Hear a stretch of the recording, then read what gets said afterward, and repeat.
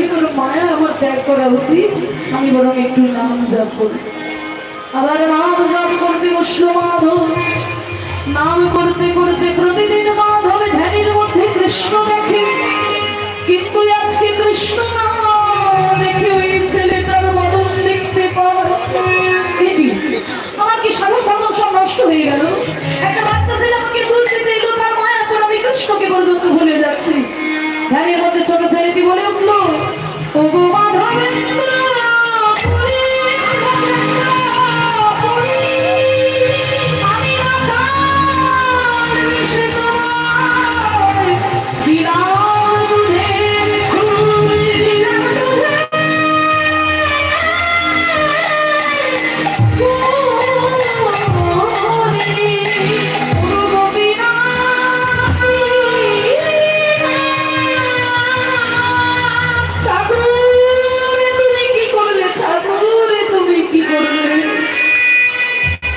তোমার সেবক, আমি বৃন্দাবনে ছুটে এসেছি তোমার সেবা করার জন্য ঠাকুর। আমি কোথায় তোমার জন্য দুধের ভার বয়ে নিয়ে যাবো তা না, আমি অভঙ্গ আছি জেনে তুমি আমার জন্য দুধের ভার বয়ে এনেছো ঠাকুর। এ তোমার কেমন লীলা? ধ্যানের মধ্যে গোপাল বলে উঠলো, মাধবেন্দ্র তোমাকে দিয়ে আমার অনেক কাজ করাতে হবে। আমি এই বৃন্দাবনের গোপাল, 4500 বছর ধরে গোপাল মূর্তি বৃন্দাবনে পুজো হয়েছে।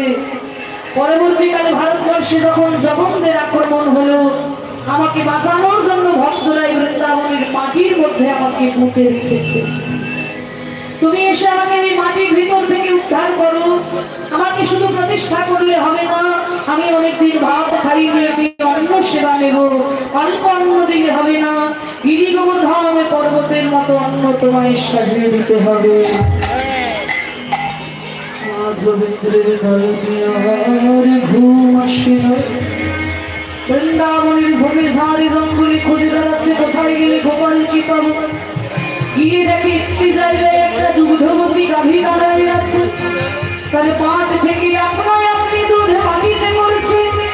ছুটে গিয়ে ব্রজবাসীর দিকে গিয়ে ওই মাটি খুঁড়তে লাগলো, আর তার ভিতর থেকে গোপাল বাহির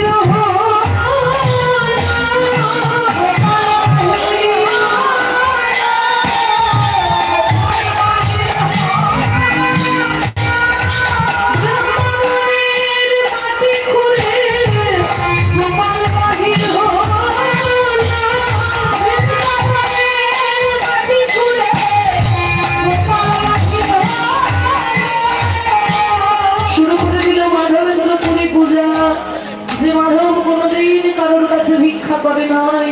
আজকে বৃন্দাবনবাসীর দ্বারে দ্বারে ভিক্ষার আচরণ করতেছে।